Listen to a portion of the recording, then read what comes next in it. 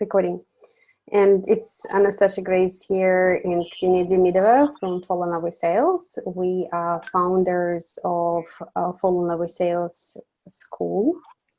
And today we're going to have a very interesting topic and I'm sure people will get tons of value from it, because the topic is a cold calling and how to make it not scary and remove that feeling of unease, discomfort, ickiness, worry, concerns when we're doing cold calls, because that's probably the most undesirable and unpleasant in the sales world. Cold calling, I think, has got the worst stigma and the worst reaction around it. I'm not talking about in general how people still have reactions to the whole word sales, right? And selling industry and being a salesperson, and the sleaziness, the ickiness or whatnot. But yeah, as you said, that cold calling creates even more anxiety or whatever the feeling is, but it's definitely not a pleasant and peaceful experience.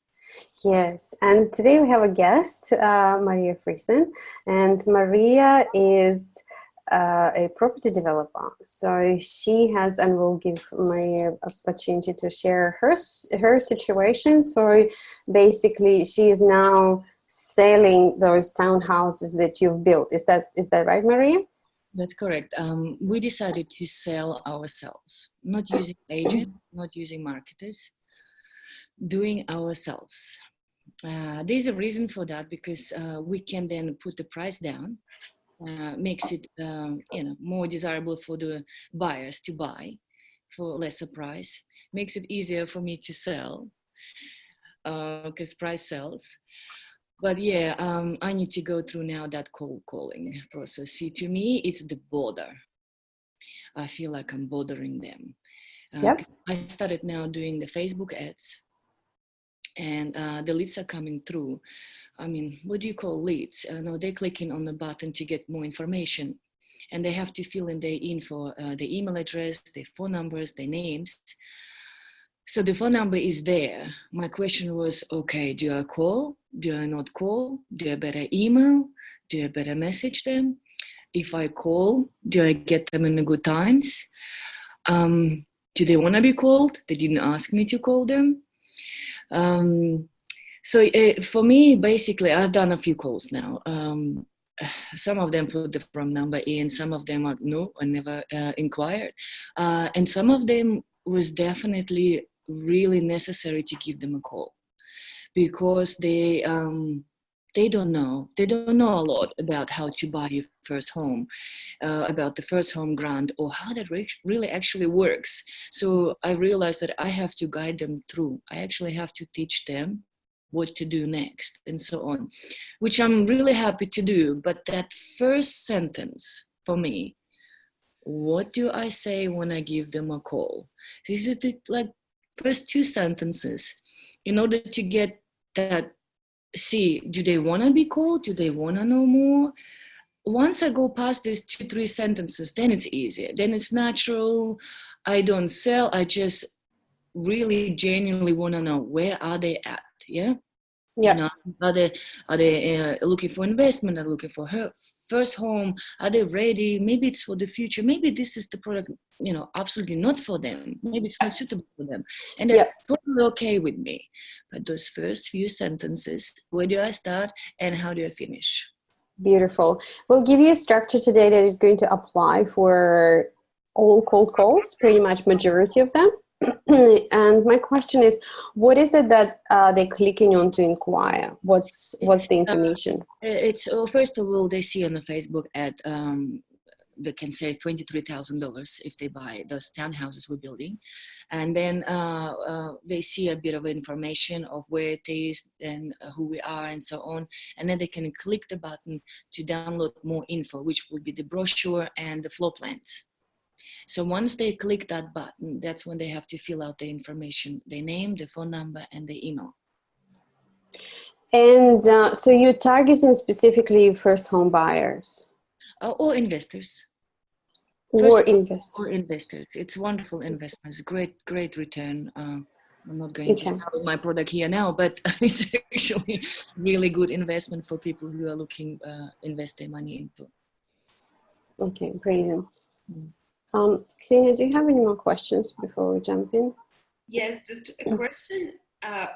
Do you have any other materials that you do send them after the calls? So the calls that you have had really good ones, or any other information about the first time grant or whatever that is, just something? Not just yet. Not just yet. I understand that I would have to do this. I only started the campaign. I'm right at the start, so totally new, all learnings. I do have, they receive first email, which has a bit of a content in there and saying, like discover the townhouses we're building. There's your information of, download the brochure and the floor plans. That's about it. And then about 7 days later, there's automated email that comes out to them saying, need more information. And then we just repeat a little bit, just reminder, because people forget, I get it. They get busy and so on. So it's just a reminder at this moment. But I think I would need to create another email of some sort, ready to buy a first home, but not sure how to go about this or don't know where to start and things like that. So I will write that. Okay. Okay, brilliant. So,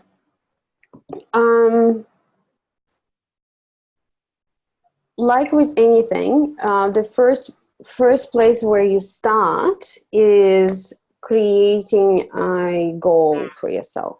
So we'll jump into the structure. We'll go through the structure of the call. But first, what I invite you to do is ask yourself, what is your goal?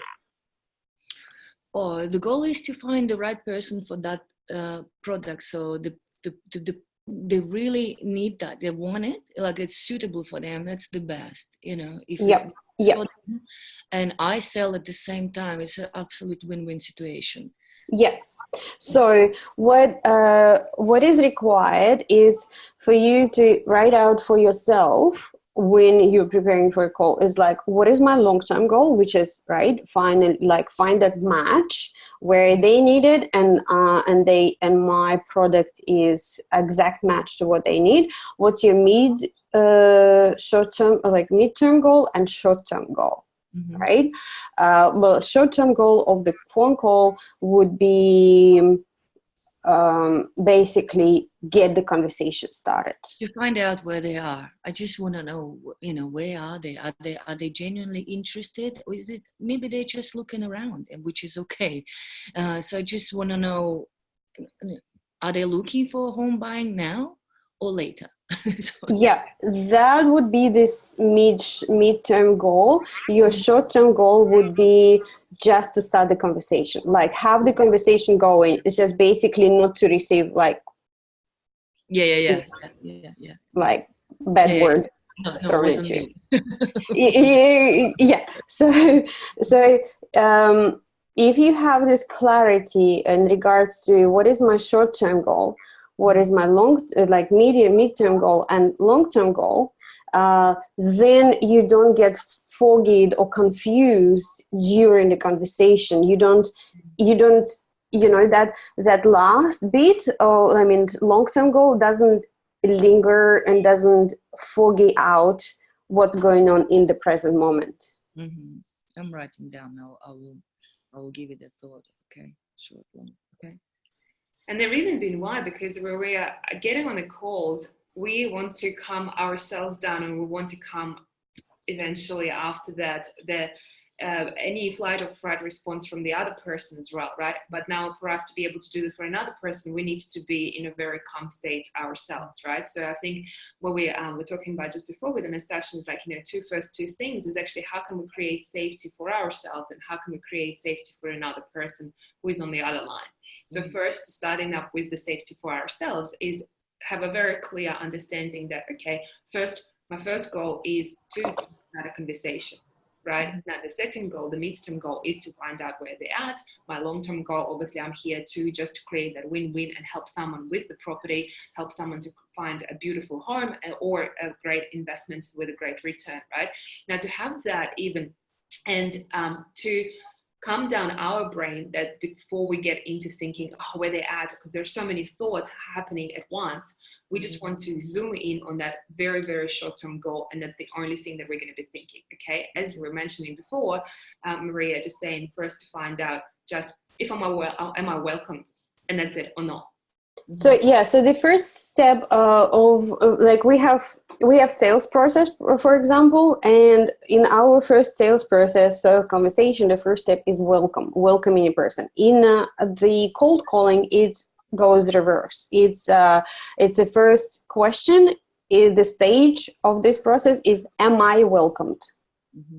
And this is the short term, and because when we are focusing just on that, we don't get triggered or worried or taking over. It's like, oh my god, I need to sell, because that's not your goal. Your goal is just to figure out, am I welcomed here, or like creating this welcomed environment. So this is your first step. And the way you would ask, you can brainstorm different ways to ask yourself, ask the client, is you filled in the form, can I take a few moments, do you have 5 minutes to answer my questions for marketing research? Hi, my name is Maria, I'm from blah blah, I got your number from your inquiry that you have filled in. So you basically straight away tell them that this is not a cold call. You have given me the number. I didn't steal it from the database. I know where the numbers come from, and then put it in a nice way, like marketing research, or would you have 5 minutes to answer my questions? And here the crucial moment is that we're going to introduce the gift straight away as well. We're going to introduce kind of an exchange straight away. Why? Because people are very attuned into energy exchange, and no one is going to give you their time if they don't see value in that. And that's where this yuckiness in like awkward feeling in cold calls happening lately, where people struggle with it, because so many sales scripts, cold call scripts, are focused on like getting the person, getting their time, so you can just dump information on them. But we are going to eliminate it by straight away giving them an offer. Giving them a gift, giving them an exchange, explaining that it's going to be an exchange, that I'm not stealing your time from you. I'm not begging for your time. If you spend 5 minutes with me answering my questions, I will send you a report. And in your case, first home buyer report, or I will send you, for the investors, I will send you a area report.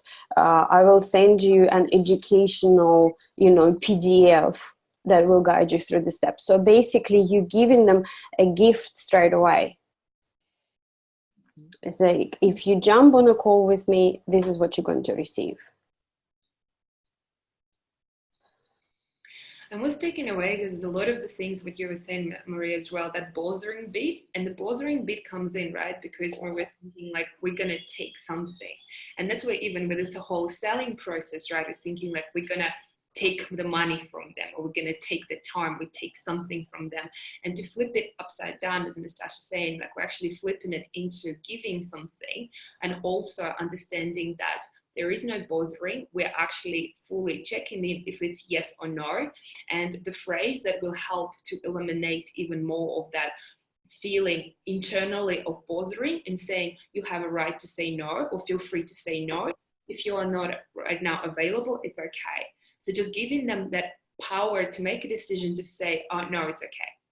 Mm-hmm. We have dealt with a sales trainer who's saying that's not the case for yourself, but even to the point of it was a pure cold call. It's like, it's a cold call. Do you want to hang up now?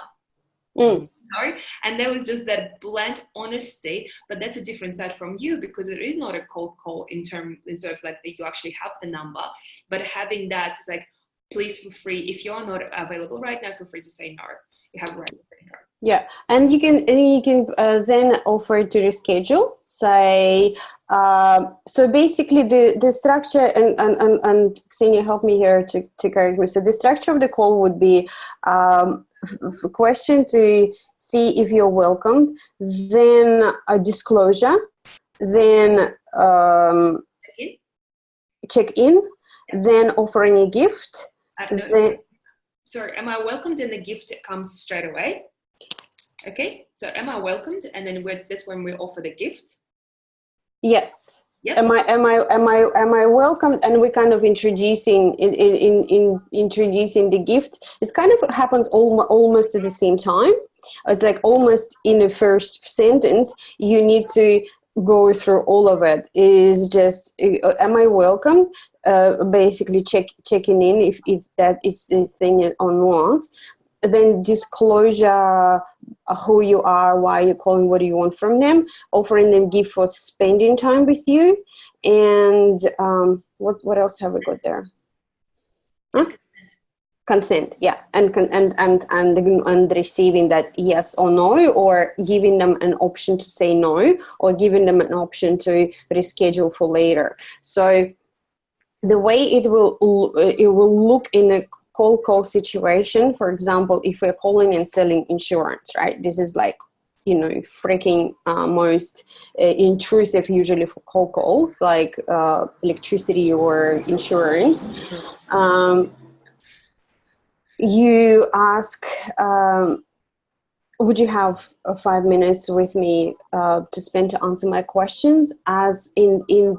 As a result of it, if you spend 5 minutes with me, I will let you know how to potentially save, I don't know, $300 a month, or I will send you a very valuable, report.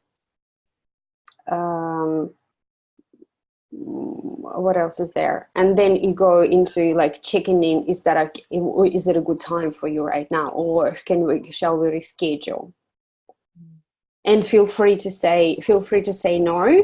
I won't push you. And the way you can word it is different. People, like this guy was like, do you want to hang out now? It's just depending on your personality. Yeah, and you can say, and it's okay if you don't want to speak to me. It's or if you'd like to reschedule, let's do that. So basically, with the am I welcomed, you are creating safety for yourself to make sure that you are not going to be hurt in this conversation. And as animals, as social beings, and an animal being, our safety is very, very important to us. Like your body, your amygdala will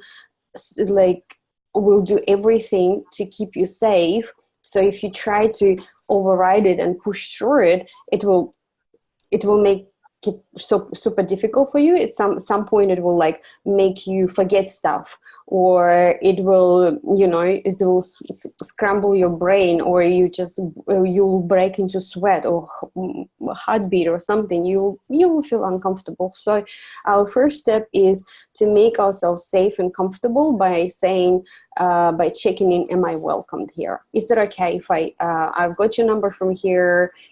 Are you okay to spend 5 minutes with me? And by asking for consent and offering them an exchange, you're providing safety for them.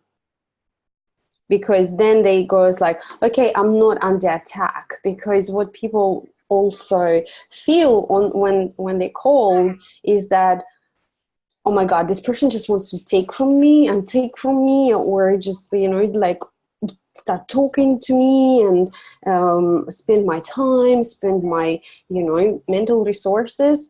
So you got to make it safe for them as well. To me. Yeah. Does it make sense? Yeah. I used to say to the people who call me, did I ask you to give me a call? And they was like, no. I said, so why are you calling me then? So I used to say that all the time. So that's where it comes from me then. When I'm calling them, I feel like that's how they probably feel. Like they didn't ask me to give them a call. So yeah. That's why that's why you just very quickly in introducing the gift and exchange and saying, I am not here to waste your time. I want to have a conversation, and as an exchange, I will send you very valuable insight into, like, for free, as a token of appreciation, as a gift. I will send you, in your case, first home buyer step-by-step procedure that is going to be super valuable to you or someone who is buying a home for the first time. Okay. Yeah. Yep. Because even offering that could be actually a filtering as well, because it would be like, oh, I'm not looking for a first home or whatever. And that can even start a conversation as it is, right? I think in a lot of sales calls, cold calls, and, like a lot of sales training that we came through, it was just, get in, do whatever it takes to scramble their internal dialogue, get in, and just start a conversation as quick as you can, and then just don't get them to think, don't get the person to, just get them into that frazzled state and just get the presentation out. But what happens in that scenario, that we actually don't feel comfortable either, and then the other person needs to almost time to kind of detox from what just happened, right? And I think in that way, like, coming in with first, it's going to help us to actually thinking, okay, I am actually checking in with them if it's okay or not for me to spend that time. Not only that, I will offer something as a gift in exchange as well. And I will also give them a full right to say, and full permission to say no. Yes, it's a little bit more vulnerable rather than just get in, right? Because then you're opening yourself up for a potential rejection. But it's also a really great point of calming ourselves down. They can say no, and it's okay. I need to push, and and then I think, again, it's a quite rare occurrence that people actually just really fully, like, very honest about it, and very honest about the intention, and very honest about the fact that I can say no. Because a lot of times when you kind of pick up and then they actually don't even get you a chance, and you just like trying to squeeze in the moments that I'm actually in a meeting right now, or you come up with something, right? Because you just don't want to talk about to them. But if I'm alone and giving them, like, do you have time? I'm like, actually, do I have? Well, I do. Okay, I'm gonna get something. Okay, yep, that's fine. Go for it. How can I help? Whatever, you know what I mean? So it's a little bit more of a very easier and flowing process, again, for both parties. And again, it creates more safety for both parties, and that's the goal, really. Yeah, and then you can slow down because you know that you have permission, and that's what the most important bit of the consent. Once you get the consent, it means that you can chill out because you have time and permission for other persons listening. That's what happens, because once, a few calls, and then there was a few ladies who were interested in the information. They were like, oh yeah, and what? And then the conversation just goes easy. Then Exactly, yeah. Conversation, just normal people, conversation. Yes. Easy. That part. So that first one for me is like, well, yeah. So that's why we're giving you, like, the energetics behind it, what's going on in the human brain, so you can overcome it on your side and also reduce it for them. And what we also highly recommend, is to write out your first script. Just because, and it's not going to make you, a sleazy salesperson, because I know I have a problem with that, like writing out scripts. I was like, that's not natural, that's not human. I just want to, like, whip it out. But the thing is, the brain will forget. As you know, the amygdala will try to shut down as much as they can with the functions, because it's not a pleasant situation, and you will forget a few things, and then you will start paying attention to what you forgot, or you will start, like, the emotions will kick in, like, I forgot to say, I'm not saying it right, or I should have said different. So that's why we highly recommend in the very beginning, write it out, that natural flow of the conversation, just to trick your own amygdala. Mm, mm. And how do I finish off? Let's say we discussed and they find it interesting and they would say something in the sort like, okay, I will look into it. Yeah, let's say, yeah, okay, they haven't opened up the brochure yet. They haven't really looked into it yet. So they would end up saying something in this sort like, okay, leave it with me. I'll have a look into it. What do I say as a finishing off? How much time do I give them to look into it? When do I follow?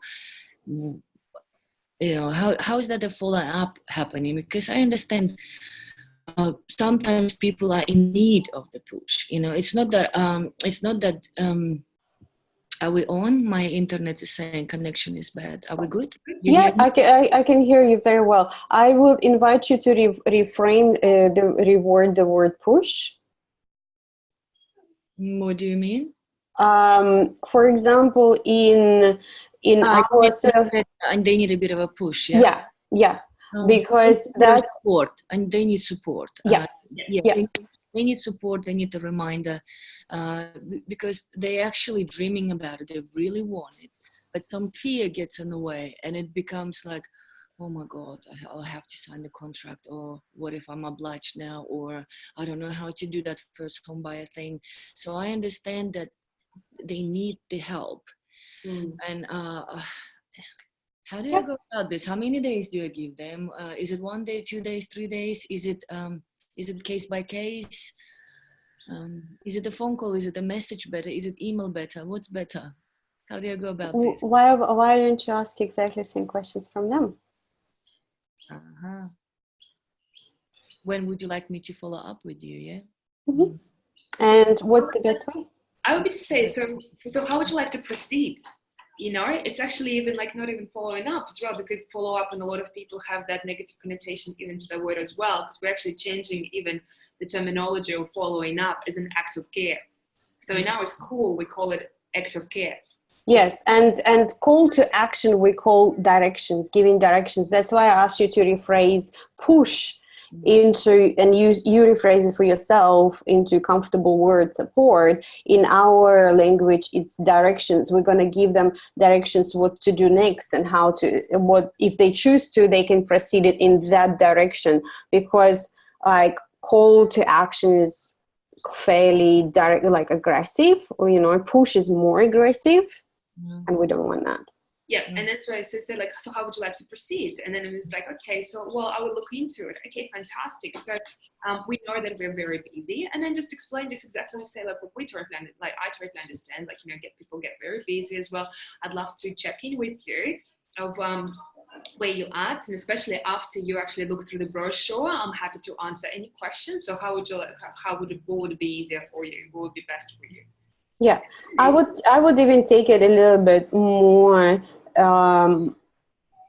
like more focused in regards to saying, look, this is my job. One part of my job is to consult, like, and I'm a specialist in this, and I am committed to giving you as much information and as much consultation, as much clarity on this issue. So I would like to go over it again with you to make sure you have received the maximum from me, you know. So it's like every sales conversation is almost like transformational coaching for people, you know. As a transformational coach, I don't kind of just send them off to read about it, you know, and they say like, well, call me when you need it. If you're my client, if we engage, my job is to make sure that you got the most of it. You got the value, you got the understanding, you have received the maximum from me. So, and nothing will stop me on that mission, because it's my responsibility. So if you take it as your giving mode and again swap it from I'm going to chase them following up into is like I have to make sure that I gave you the maximum and I gave you all of the information and all of the support. When are we going to set up the next call? when is it good for you, so we can go over and I can explain everything to you in detail. Okay. And also just saying, you know, the phrase that I would add to what you just said, Anastasia, you know, I offer my time, you know, I offer my time again, and it's almost like a gift to say I offer my time, so they understand that it's not just you following up and chasing or whatnot or taking away. You actually offer your time to them to clarify anything that they have questions, to give the answers, and even saying like I totally get it that it can be a bit of a confusing process or buying your first home, and that's why we put as a priority to actually offering our time to just help you with to educate, to clarify, the maximum knowledge, to give you the maximum insights that we have. And also, you know, because your calls are quite personal also, like, you know, not be afraid to selling yourself in terms of there's a reason why you chose not to go with agents. And that's a great trust point, right? So how much you go into that, or even mentioning that could be a massive thing, as well as like, look, I actually have another business as well. This is my passion project, and we also wanted to give the best experience. That's why we didn't want to pay agents, because we want to give the best price, but also have a personal touch to actually give my personal time to you and help you, because I've just been through the whole process of learning, you know, what it's like to buy, to invest, like to buy a first home. So I'm happy to just offer it. And again, talking more like a friend rather than a business call, like I'm talking to a friend and I'm actually genuinely want to help you. If you need my help, and if you don't, it's fine. I'm just there for you. Yeah. And that's a consulting approach, right? It's more of I'm a consultant / friend, personal friend, who's here for you to answer your questions. And that's the mindset that we want to have, right? And then you pretty much facilitate that process of buying, because you're not actually pushing, because they're the ones who are making decisions, but you're just facilitating and directing the process and just helping them. It's like they're going through their hero's journey, right? And you're that helper next to the hero, taking them from A to Z. If they need it, if they choose to go through. Exactly, if they need a guide on this journey.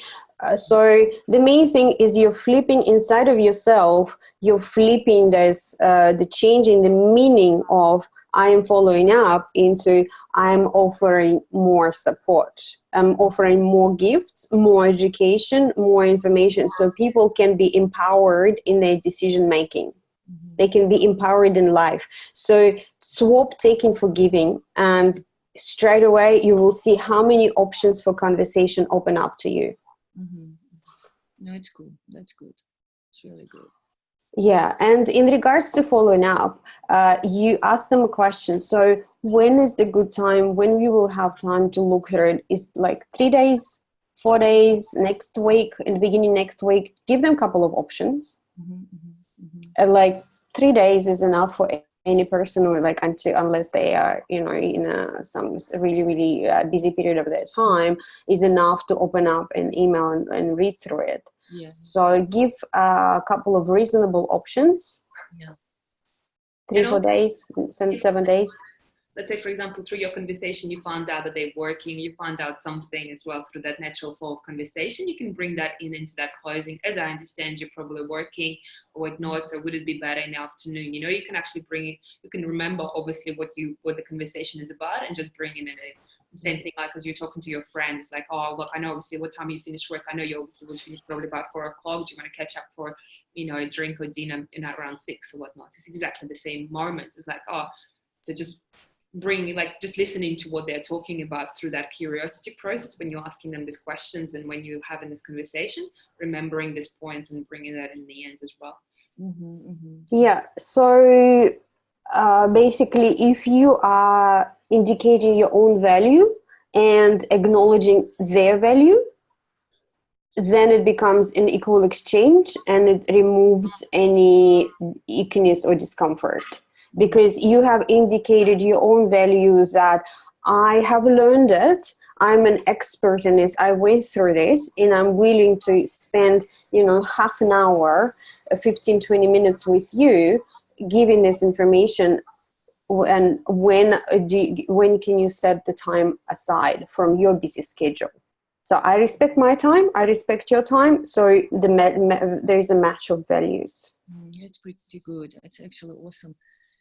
By asking them what would they need in order to see if this is something for them or not. Some would want to come by and have a look at it. That's it. Yeah, some would want to meet in person.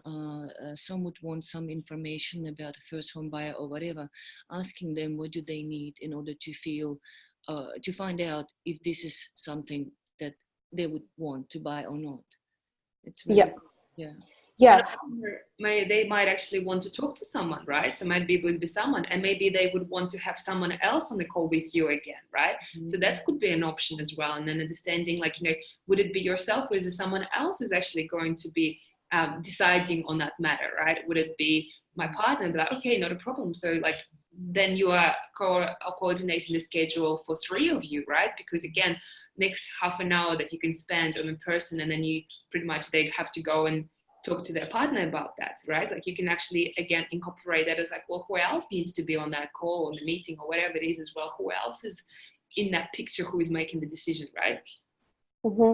However, be mindful of your own boundaries and your own standards in regards how much time you give out and when and how. So you don't feel, again, like talking about value, knowing your value, knowing their value time, so that you don't run around the town having the conversation with people that are not. So this point of value is really, really important. And it would be probably good as well that you set out and writing down exactly what are you prepared to do and how much you're prepared to give, because understanding that sometimes you're saying so right, Anastasia, because like when we're getting into that chasing more, then we're kind of feeling like, oh, we need that, but we don't, because you're thinking, okay, well, how much am I prepared to do? What's the equal exchange from my side as well, that I won't be feeling ripped off, right? Mm-hmm. Great. Yeah, so always looking for that match, always looking for the vibrational match in every step of the way.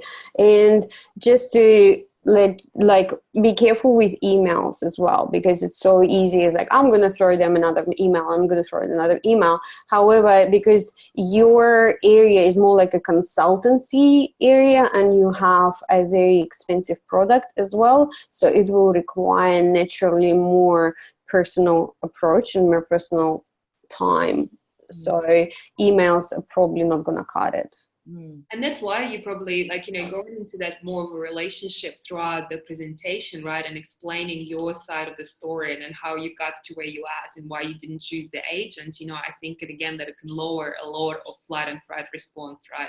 That I would way rather deal with someone who is just a real person and not an agency or not a real estate, company. So yeah, and again, I just want to bring it back to the very beginning of the conversation is focus on the goals as you go. So when you're going to be having this follow-on act of care, you are focusing on your mid-short-term goal, not on the final goal to sell them something, because that will mess up your internal state again. If you your midterm goal would be, how can I provide them more value and engage more in a conversation, rather than, oh, well, like my purpose is to close the deal, because that is not going to happen after the second call and probably after the third call. And so you're just focusing on the next midterm goal.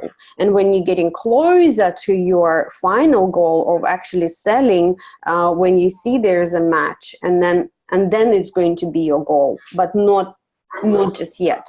Mm-hmm. Okay, when you're doing your active care calls and conversations, that is not your goal still.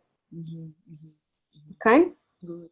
So I invite you to write out the process that we have just outlined. Am I welcomed? Check in, disclosing, giving a gift, and getting consent. Structure your call in accordance with that. And writing out your short-term goals, your mid-term goals, and your long-term goals. Mm-hmm. Okay. How do you find this? how did you find this call today, Maria? Could you please share us? Well, it clears up a few things, and that's good. Yeah, no, definitely. That it helps me at the first few sentences, and it's good understanding. You turn it around for me instead of thinking I'm pushing. It's the I can see already that they need support. I can see that. So it's rather me supporting than trying to push it. And I never wanted to be the person who is, just for the sake of selling. It's not the point. Nothing better than when it fits for both. It's the right product for them, works for me, long term. Long term. They would love what we do. They would want to do it again. Oops, sorry, I'll turn it off. They would want to invest again or tell their friends and so on. So yeah. Cool. It's good. I'll ask them more question. What do they need? When would they like me to follow up with them? How long they need and all that stuff. So that way it's definitely, I've got the permission to call them, and I'll feel much better about this than me leaving it somewhere in between. Okay, I'll leave it with you, and then okay, when should I call them? How long is enough? 3 days, 4 days, or what? Beautiful. Just the last thing, so Marie, what you just said as well, this word that you were just using, like, nothing better than just to win-win, nothing better than use that in your presentation as well, right? Like just saying that, like, my goal, like, and it just be like that honesty that you just had.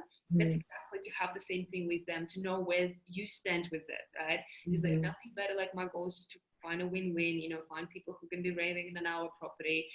It's a personal passion project of mine, and I'm just there to support. So just that wording, your wording is powerful. Yeah.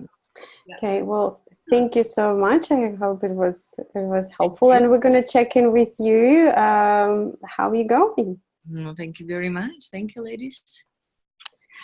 Masha, okay, so how was the call for you? Clarity, I guess. Clarity is everything. So to understand, importance of what's important for me in the first place, because I think I misunderstood that a little bit when I was calling that.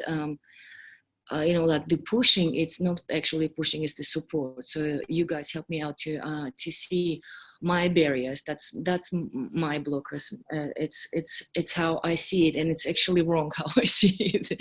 It's good to understand this, where I'm coming from. What do I need to do in order for them to know what they need, what they want. So it's good. No, thank you very much. It's clarity. I understand what to do now. Now it's going to be just to practice. I would practice. I'll try a few ways and see what best, actually most natural for me, what feels right. And if I get stuck somewhere, I'll give you a call. Yep. Absolutely, anytime. Thank you for the clarity. You're welcome.